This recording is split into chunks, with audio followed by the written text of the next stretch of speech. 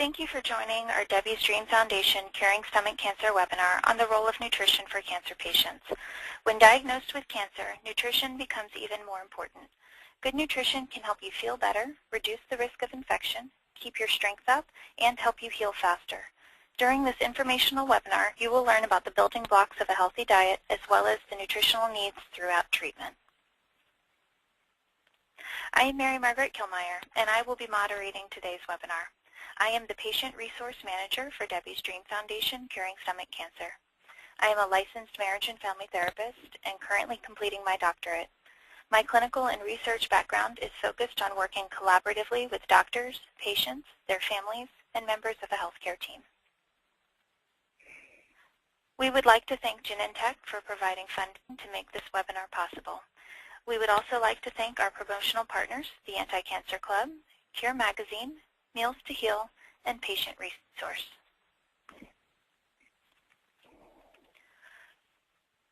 You will be able to ask questions during tonight's presentation.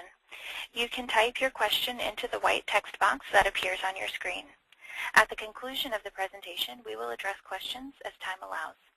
If we don't have time to address your question today, we will address it during the next webinar taking place on March 11th at 12 noon Eastern Time. In addition, the recording of this webinar will be accessible on our website in approximately 1 week. Now I will introduce you to Debbie Zellman, who will share with you her journey and information about Debbie's Dream Foundation. Then Jennifer Wolfshohl will present the role of nutrition for cancer patients. And then there will be a time for questions and answers at the end. I would now like to introduce the President and Founder of Debbie's Dream Foundation, Debbie Zellman. Hello everyone, and welcome to those who have joined us now for the nutrition part, and thank you to those who are staying on for the nutrition talk after having heard the clinical trials lecture, which was wonderful. So I'm going to repeat a few things if you've already been on the call, but for those who have not been on the call, I'm going to introduce myself and tell you a little bit about Debbie's Dream Foundation. I was diagnosed with stage 4 stomach cancer in April of 2008. I was 40 years old, the mother of 3 young children, married to a physician and a practicing attorney with my own firm. I had no risk factors for stomach cancer, and my symptoms were very vague. My chances of being alive in 5 years at the time I was diagnosed was only 4%, and those chances have not changed since my diagnosis, which in April will be 7 years. A year after my diagnosis, I felt fortunate to be alive and realized that I was, of course, one of the few.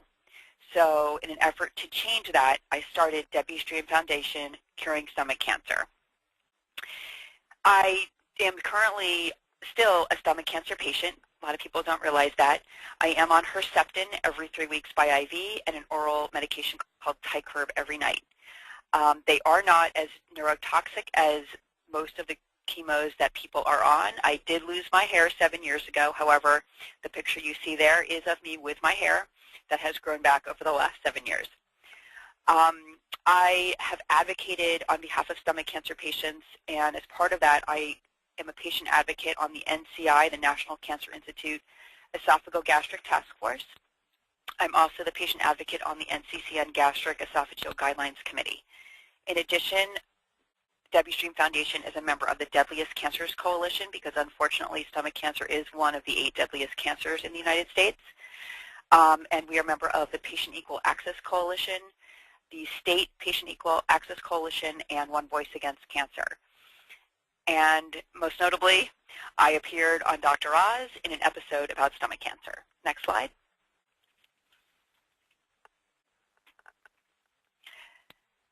Stomach cancer is one of the leading causes of cancer death worldwide, second in men and fourth in women.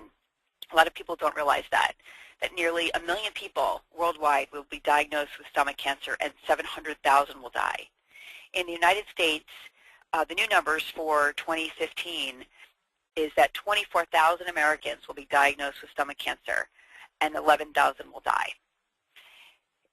In the United States, stomach cancer is on the rise in young people ages 25 to 39.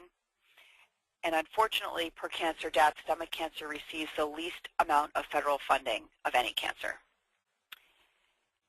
As of 7 years ago, there were few resources and support services for stomach cancer patients, and people knew very little about this deadly disease. Next slide.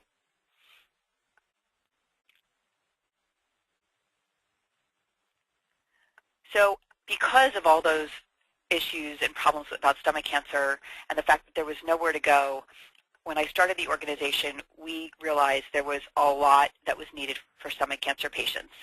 So Debbie's Dream Foundation raises awareness about stomach cancer. We advance funding for research, including directly funding research, as well as indirectly advocating for increased federal funding. And we also provide education and support internationally to patients, families, and caregivers with the ultimate goal of making the cure for stomach cancer a reality. And you can see our website listed there, debbiesdream.org. Please visit it. There is a lot there for you. Next slide.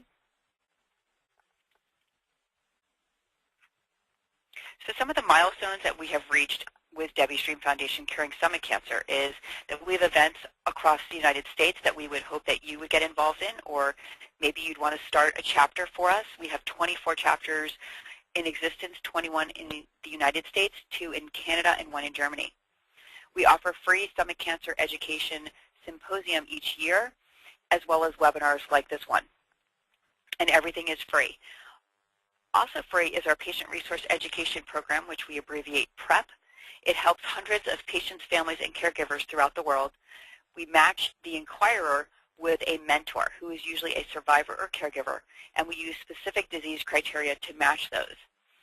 Mary Margaret Kilmeyer is actually in charge of our PREP program, and she matches people by stage and by biomarker, but also by age, gender, and region, and any other characteristic that we can use. We have done 3 $50,000 research grants through the AACR to directly fund research. We've also gone to Capitol Hill. We've had 2 advocacy days in a Capitol Hill briefing, and we were successful in our second advocacy day in having stomach cancer included in the Department of Defense peer-reviewed cancer research program. Last year, that peer-reviewed cancer research program was $25 million. We were successful also in increasing that amount of the pot of money to $50 million. Our website is very rich and contains lots of information, as I mentioned before, but specifically it includes stomach cancer 101 information. Anything you want to know about stomach cancer pretty much is there. We have a lecture library where we store lectures like this, clinical trial information and matching service. So as we just addressed on this last webinar, that's very important.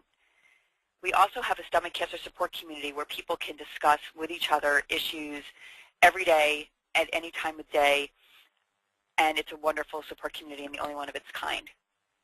We have blog topics to read about, as well as many other resources, and our website is completely translatable into more than 60 languages. Next slide.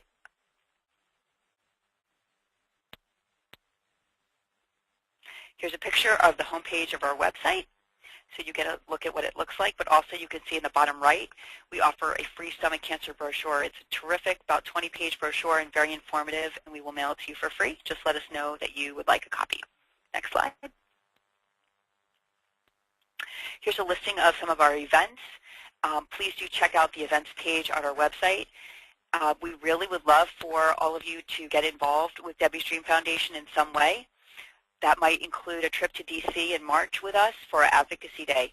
You really can make a difference for stomach cancer patients, for yourself, for others, by getting your voice heard in DC. You can tell from all that we've accomplished, it really does matter. Next slide. At this time, I'm going to turn the webinar back over to our host, Mary Margaret Kilmeyer. Thank you so much. Thank you, Debbie. Debbie's Dream Foundation is headquartered in Davie, Florida. Our office is open from 8 a.m. to 5 p.m. Monday through Friday. On this slide, you will also see some important phone numbers and email addresses to contact our office. We will start the presentation on nutrition for the cancer patient. Our presenter is Jennifer Wolfshohl. Jennifer is a registered dietitian and certified specialist in oncology. She received her undergraduate degree at Texas A&M and her graduate degree from the University of Texas Southwestern Medical Center in clinical dietetics. Jennifer has practiced on oncology services working with patients and their caregivers. Jennifer is now part of the clinical team at Meals to Heal, where she works with patients and contributes to the clinical content of their website. At this time, I will now turn the webinar over to Jennifer. Thank you so much for that introduction, and it is truly my pleasure to speak with you this afternoon. Today we're going to talk about caring for the caregiver and the patient. Next slide. So, like I said, we're going to speak about caring for the patient, caring for ourselves, and then how to optimize nutrition for the patient and the caregiver. Next slide. So I have worked with oncology patients and the caregivers for the past 9 years, but in the past year I have understood what it really means to be a caregiver 24/7. This is my little girl. She's a year old. And so I have a little bit more understanding about what it truly means to be a caregiver. Next slide. So one of the biggest complaints I hear from most gastric cancer or oncology patients in general is that they have a poor appetite. And this may be because of treatment, it may be because of depression, it may be from their disease. But poor appetite is a pretty common theme that we talk about in the office. One thing that can really be helpful is trying to eat small, frequent meals and snacks, 6 to 8 small meals per day. One of the best ways to accomplish this is trying to encourage the patient to eat when they are hungry. So oftentimes this is in the morning when they first wake up. You've been fasting all night, and it's time to optimize that breakfast. So I'm trying to really capitalize on the times when you're hungry is offering smaller plates. It's very easy for caregivers to want to fill up large portions, put large pieces of food on large plates in front of patients, but really if you use smaller plates, even just a small salad plate, that can be more appetizing. Oftentimes when you look at a very large meal, it's often intimidating and it can make a poor appetite even worse. Keeping favorite foods in the home and easily accessible is important. We're always more willing to eat food if it's one of our favorites, if we see that in the pantry or the fridge. Setting a timer to go off every hour and every hour and a half during the daytime is beneficial to help remind people to eat. It's very common for people to go all day and forget to eat, and not because they don't have an appetite. So if the timer goes off every hour and a half, it's great to grab a handful of nuts or a small snack high in protein, which we'll talk about in great detail later, but every hour and a half, just to keep some energy coming in throughout the day. Creating an eating routine and sticking to it can be very helpful. Again, if you have to set a timer, if you just have to prioritize sitting down to eat a meal 3 times a day and then trying to sneak in some snacks in between that, that's always great. But whatever works for you, try to find a routine that you can manage and do it every day. Trying to eat the protein portion of the meal first. This is very important because oftentimes if someone has a poor appetite, if they eat the bread or the carbohydrate portion of the meal first, they're often very full very quickly. So if you can eat the protein first and then the carbohydrate second, you can kind of get in a little bit more food and trick your mind into thinking it's full a little later instead of sooner. So I have this hamburger here. So, if you are having a burger, it's great to eat the meat first and then, eat the toppings and save the bread for the very last, because that's going to really sit pretty hard in your stomach and it's going to kind of kill your appetite after eating that. So try to keep meal times relaxing if at all possible. I know oftentimes from a caregiver's perspective, it's very stressful when someone's not wanting to eat, or you've prepared a meal for them and they refuse it and they don't feel like it, they're very tired. It's easy to let anxiety get the best of us. So try to keep meal times relaxing at all times and create a safe place to eat. Carrying snacks with you is a really great idea to always, again, have them on hand, have nutrition options on hand.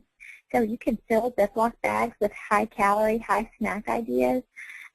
It's great. You can get trail mix and portion out a serving in Ziploc bags and have that to snack on. Any kind of nuts, dried fruit, granola. These items all have a lot of calories for a very small amount. So having something like that on hand is always a great idea. Next slide.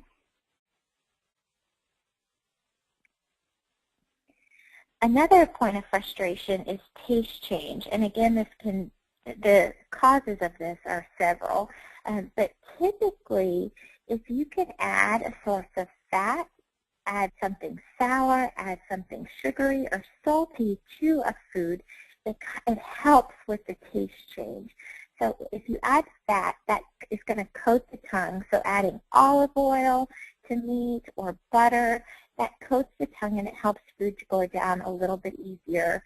And it just helps with that mouthfeel. So it creates eating, makes it a little bit easier to eat. Sour is good if you can suck on a lemon wedge or bite a pickle spear before eating, or even squeeze lemon on top of fish, or that helps pucker the taste buds and can also help draw out the taste. That if you have very little taste left, it can kind of draw it out. Sweet things also are a little bit easier to eat. So if you add some maple syrup to your pancakes in the morning to moisten it and give it a little bit of sugar, that's always helpful. Salt is also a good one for the same reason. Typically, the more moist, the better, and also the colder, the better. So a lot of times to get protein in, we think of moist and cold, or we think ice cream or smoothies, which are great, but we also want to really make sure we're getting in a good source of protein. So chicken salad, tuna salad, egg salad, all of these things are refrigerated. Again, when it's cold, it also kind of kills the smell, so it's just more of a bland food. But the cold and the high protein and the moisture are just going to make those things easier to eat, and it's not going to have the crazy taste changes as badly if those foods were prepared hot. So that's something to try. Another great high-calorie, high-protein idea is pimento cheese spread. You can make a great sandwich with that, deviled eggs, and those are all some ideas. Taste testing different condiments can really be helpful. I tell my patients, go to your refrigerator, pull out all the condiments, and see if ketchup tastes good, if barbecue tastes good, mustard, mayonnaise, relish. Just trying a variety of different condiments can be very helpful. Sweet and sour sauce, finding something that you like, and then, or even a dressing, Italian dressing, and then putting that or marinating foods in that or dipping can really help with the taste change. Preparing food in a separate room from the patient can really be helpful and mask those strong odors that we want to really be mindful of, because if we know that if we smell something bad, it's going to make it taste bad. It's going to really not help out with that poor appetite, and it's going to really be a turnoff. So if you can prepare food in a separate room from the patient, or keep food covered while you're heating it in the microwave and then removing the cover away from the patient so the smells kind of dissipate, that's going to be the most helpful. And be patient, because tastes often change daily. And so this is something that you're just going to have to be really consistent with and be very patient with, and mindful that, one day they might like Chinese food and that's really the only thing they want to eat, and then the next day they might want nothing to do with it. And so really trying to be just continue to offer high protein options to them, trying to go with whatever they're feeling for that day, and not being offended if they're not feeling it, because that's very, very common. And also don't be afraid to try something again that you didn't have a taste for a week ago. You might enjoy it this week. So trying to encourage the caregiver to do that Another really good idea that's not on this chart or this slide is Miracle Mouthwash. And what that is, it's just a baking soda, salt, and water. We call it the swish and spit. And it is 1 teaspoon baking soda, 3/4 of a teaspoon salt, and 1 quart of water. And oftentimes I tell patients just to mix it up in a water bottle and keep it by the sink. And every time you pass by, just give your mouth a rinse, a swish, and a spit. And what that does, it helps take bad taste out, keep your mouth feeling fresh. Some people say it even helps to enhance taste. But really doing that, being proactive, and doing it at least 5 to 7 times throughout the day before eating can really be helpful. So that's another good tip. Again, that's a teaspoon of baking soda, 3/4 a teaspoon of salt, and then 1 quart of water. And just mix it all up together, and it's a great mouthwash. Next slide.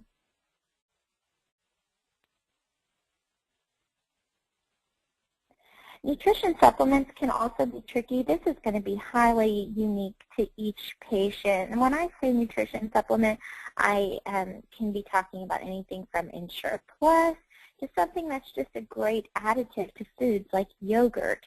But what I did here is I put a bunch of different options down at the bottom of this slide that a lot of people may not have known existed. And so one of which is a Scandi shake. This is a really high-calorie option. So if your patient is struggling to get calories in, if their intake is very minimal, a Scandi shake can be a really good option. In this tiny envelope, there's 580 calories, and that's not even in addition to using milk or making putting a scoop of ice cream in it and blending it up with some fruit and making a smoothie. You can really maximize the amount of calories and protein in a very small volume if you use the Scandi shake. These are I've seen them on Amazon.com. I've seen them, and you can buy them. A lot of cancer centers sell them at their pharmacies. Ours did that for some time, so they're pretty accessible. Ensure Plus, I'm sure you've seen this at the grocery store. Some people really enjoy the taste of this. Some patients are sick of the milk taste. They think it tastes like a vitamin. They don't really enjoy it, but this is an option. It's, you know, if you're struggling trying to get calories in, you can use these options.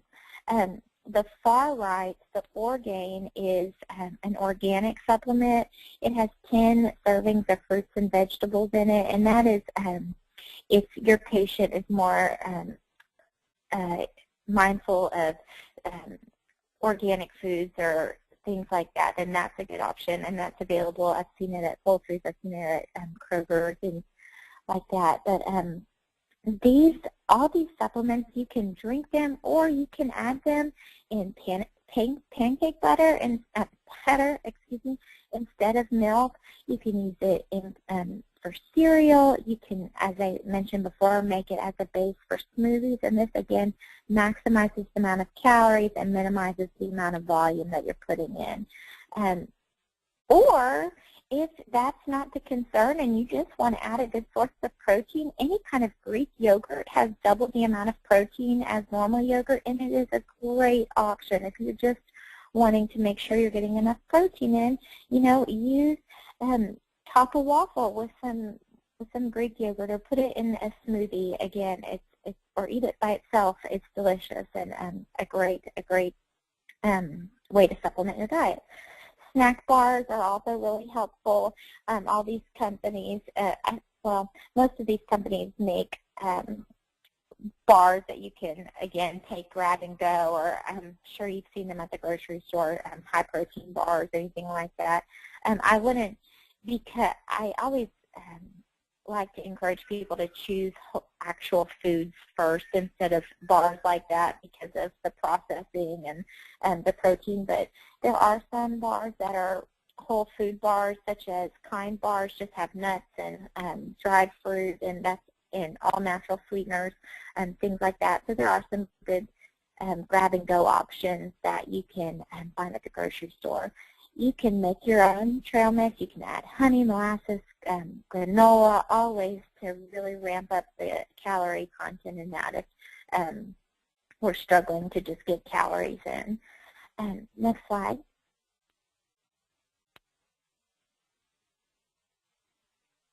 So managing stress, this is really important for caregivers and patients, but really today we're talking to the caregivers. It's important to recognize the warning signs very early to try to identify the source of stress. One great thing is to decide what you can and cannot change and taking action. So trying to find a way to decompress, whether it's exercise, walking, gardening, meditating, have coffee with a friend, reading. These are all ways for you to try to accept what's going on and trying to ask for help during this stressful time. Next slide.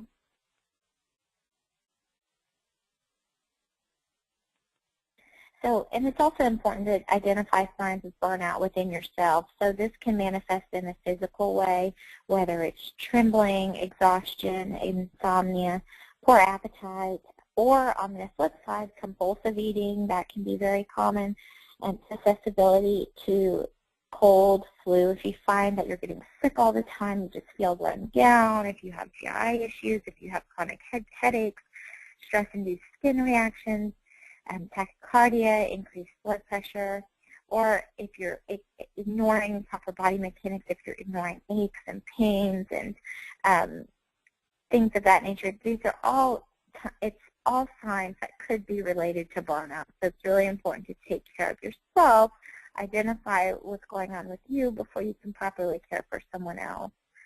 Next slide. So mentally, this can look like forgetfulness, just being in a perpetual fog, again, obsessive-compulsive behaviors, if you're finding you're trying to control everything, and or finding it impossible to hold your tongue, if you're always kind of letting someone have it or unleashing at people, having impulsive actions, believing that the more you do, the less you achieve, or feeling tricked or duped. These are all signs of burnout. Next slide. So really focusing on yourself, focusing on the well-being of the caregiver is really important. We're going to talk about the components of a healthy diet in great detail in just a minute, but also really trying to have regular physical activity to help increase the endorphins and keep you fit and feeling well and increasing your energy level and getting adequate sleep.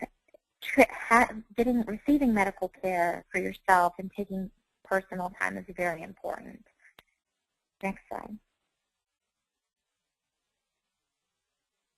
So in regards to exercise, exercise is great because it optimizes energy. Oftentimes, you just have to go and you just have to do it to really try to notice the energy that you will receive after accomplishing some exercise. Often the most difficult part is starting, optimizing your immune function. There's been several studies that show that people that exercise often get sick a little bit less because they have their immune function is improved, improving sleep, improving lean muscle mass, promoting weight maintenance and weight loss. It's all great reasons to exercise daily. Next slide. So what are the recommendations? So really for weight maintenance, it's 30 to 60 minutes of moderate intensity exercise most days of the week. And what moderate intensity means is that it's difficult to carry on a conversation while you're exercising. So 30 to 60 minutes most days of the week.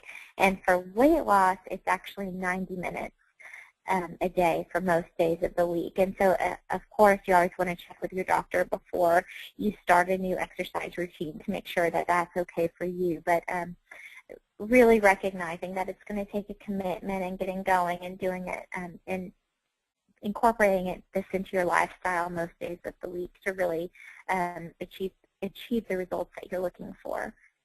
Next slide.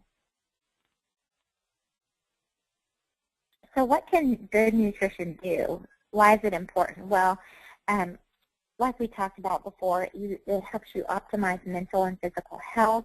It optimizes energy levels, optimizes immune function, and optimizes your feeling of control. Nutrition is something that we actually can have control over, so it's really important to focus on in time of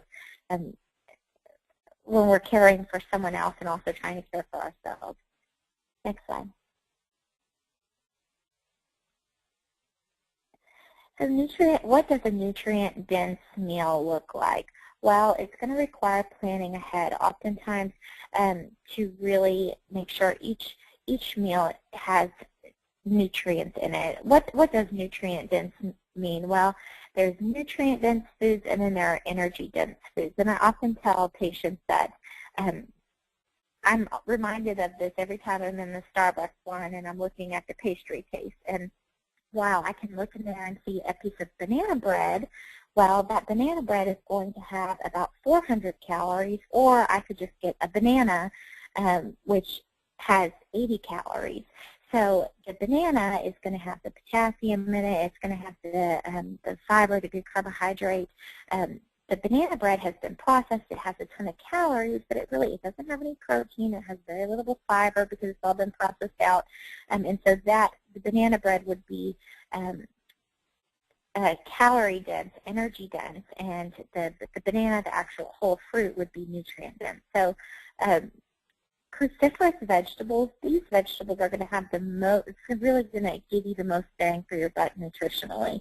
These are the really green roughage vegetables. So when you think of broccoli, cauliflower, Swiss chard, the real roughage, the kale, also cauliflower fits into this.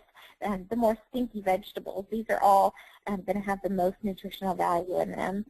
Also, when you're planning a meal, it's really important to think in terms of having a good source of protein and a good source of fiber with every meal. The reason that protein is so important is because this contains the building blocks of red blood cells, which are going to carry oxygen throughout the body, and this is really going to be how you can help with your energy level. So if you're able to transport more oxygen through the body, you're going to have, it's really one of the ways that you can have more energy. So trying to focus on having a good source of protein throughout the day is very important. It also helps maintain that lean muscle mass like we discussed. And the importance of this is that we want to, oftentimes I have patients that say, well, I'm happy to lose the weight. Well, unfortunately, we don't get to pick if we're losing fat stores or if we're losing our lean muscle mass stores. And we don't want to start breaking down our own muscle mass stores to be feeding ourselves. So that's something that we really want to spare, and we really want to try and focus on eating throughout the day, if at all possible. Fiber is also great because fiber helps you stay full longer. It increases your satiety. You really want to have, you want your fiber to, it also helps regulate your GI tract to make sure that you're having regular bowel movements. It's very important. And one thing to look for is to have 100% whole wheat or whole grain.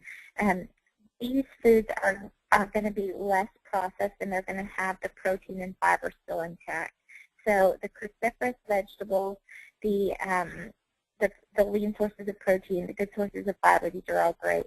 Preparing meals in advance can also help you be successful. You can always store them in your freezer or in your refrigerator. I have some patients that will, or caregivers that will pre-portion servings of foods in either muffin tins so they can pop out a little single serving of meatloaf when they want from the freezer and zap it in the microwave, and it's good to go for a very small meal.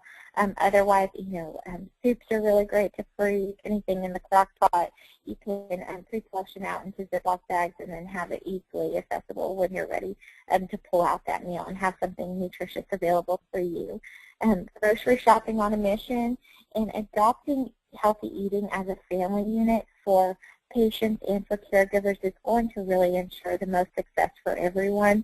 I know it's really easy as a caregiver to focus so much on giving your patient the best nutrition available and then just grabbing, you know, some crackers or some, you know, just the remains of what they eat, or, you know, just having some goldfish crackers for lunch instead of eating nutritionally for yourself. So really, if you focus on yourself and taking care of someone else, have healthy eating for everyone, it's going to be your best bet. Next slide.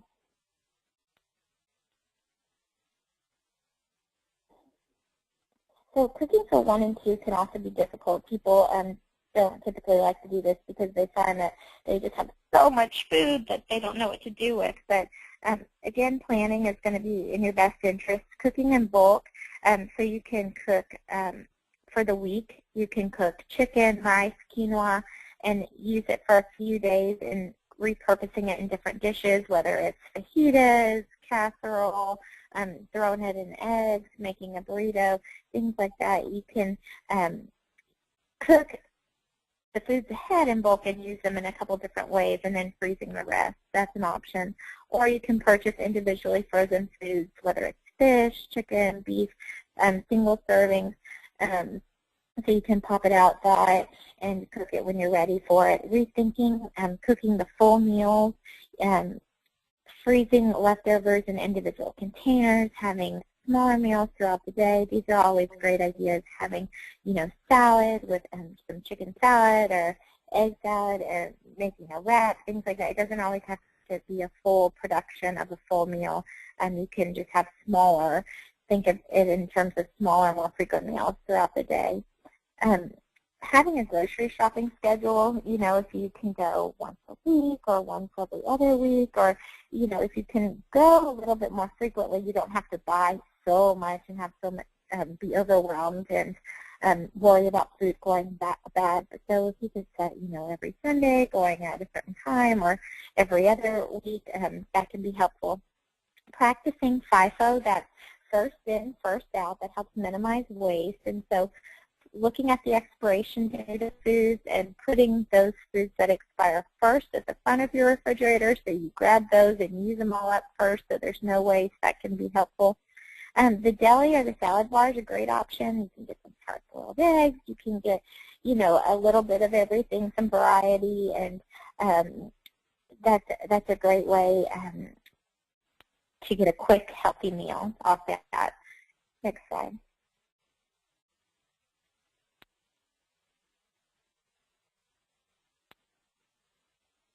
So grocery shopping tips, shopping the perimeter of the store first. These are going to be your non-processed items, which you really want to fill your grocery cart up with. So your produce, your dairy, your protein, you want to grab all those items and then venture into the center for things like nuts, legumes, beans, which are all great sources of protein, your whole grains, your flax seeds, your quinoa, your oats.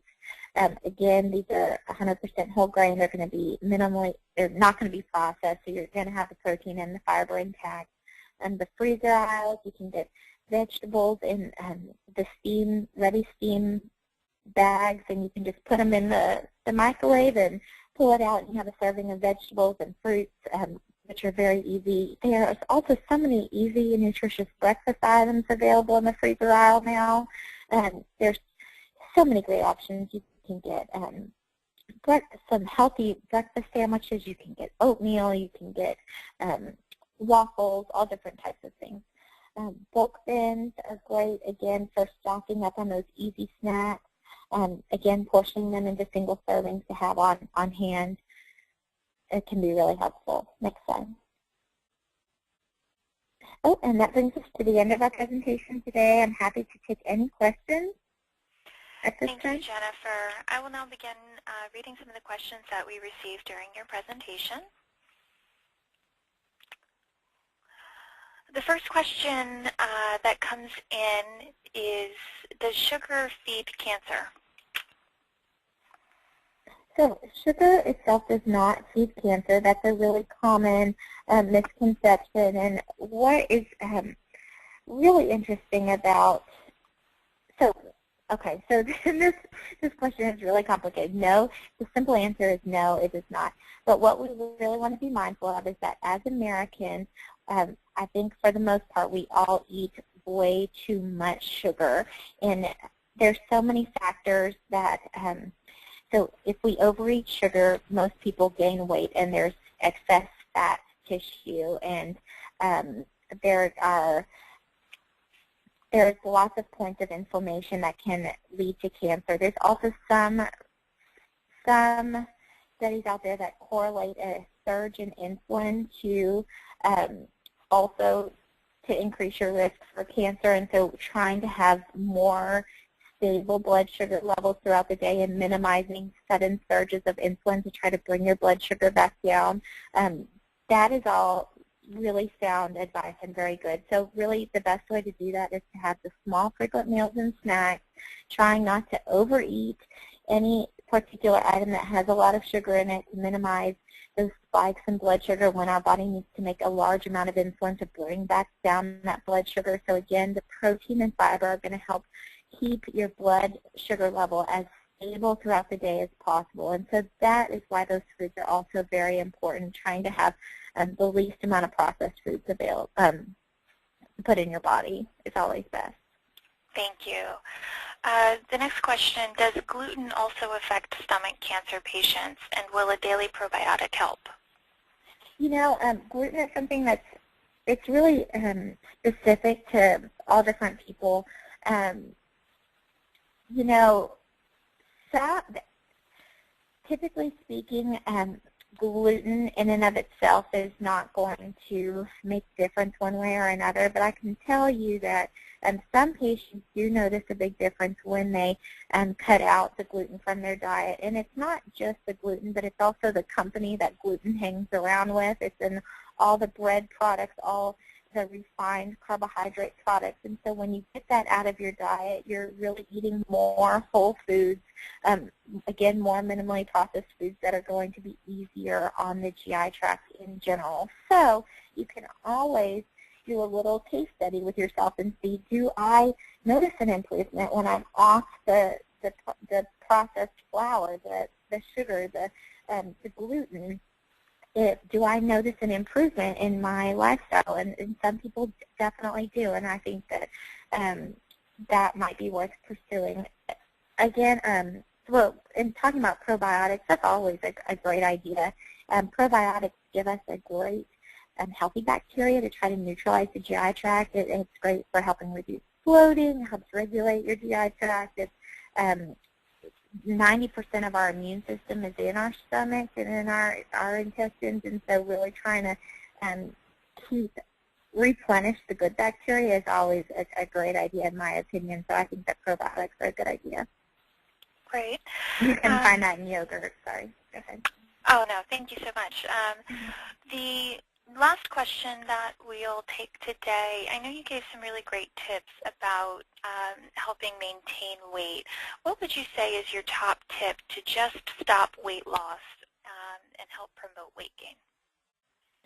Really, the number one thing is that calories are most important. And so a lot of people that are rapidly losing weight, unfortunately, it doesn't matter if they're, they tend to become really restrictive over their diet, or they tend to really focus on only eating very, very healthy foods. Well, that is always a good idea. However, treatment and is a very specific time in your life when really focusing on total calories is most important. So it's really okay to liberalize your diet and eat the high-calorie items if that is going to preserve your weight and preserve your lean muscle mass. You need calories overall first. I had one patient one time, I'll tell this very quick story, but he was trying to get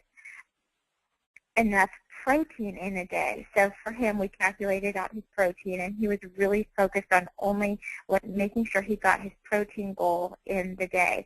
Well, unfortunately, that is not, those calories do not make up his entire need for a whole day. So he continued to lose weight, and it didn't matter that he was meeting his protein needs. His body kept breaking down his own protein source because he was not getting enough overall calories. So it's really important to try and shoot for maintaining your calorie level throughout the day. And it is higher, especially if you're in a highly catabolic state, if your body's breaking down its own stores.